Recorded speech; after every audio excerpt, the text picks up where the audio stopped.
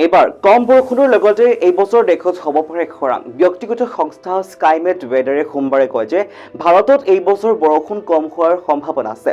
লগতে ভাৰতত এই বছৰ খৰাং হোৱাৰ সম্ভাৱনা 20%।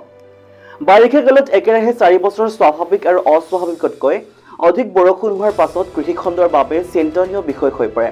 কৃষিখণ্ডই শস্য উৎপাদনৰ বাবে বৰষুণৰ ওপৰত যথেষ্ট নিৰ্ভৰ কৰে। স্কাইমেটে দাবী কৰে যে জুনৰ পৰা ছেপ্টেম্বৰ মাহলৈকে বৰষুণৰ 886.6 মিলিমিটাৰ LPA প্ৰায় 94% হ'ব। আনহাতে দেশৰ উত্তৰ আৰু কেন্দ্ৰীয় অংশত বৰষুণৰ অভাৱ হ'ব পাৰে।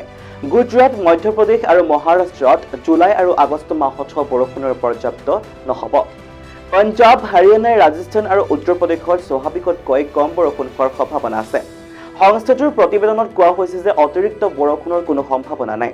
সামান্যতকৈ অধিক বৰষুণৰ সম্ভাৱনা 15%।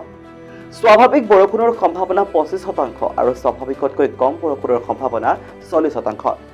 অৱশ্যে এই পৰ্যন্ত ভাৰতীয় বতৰ বিজ্ঞান কেন্দ্ৰই কোনো পূৰ্বানুমান কৰা নাই।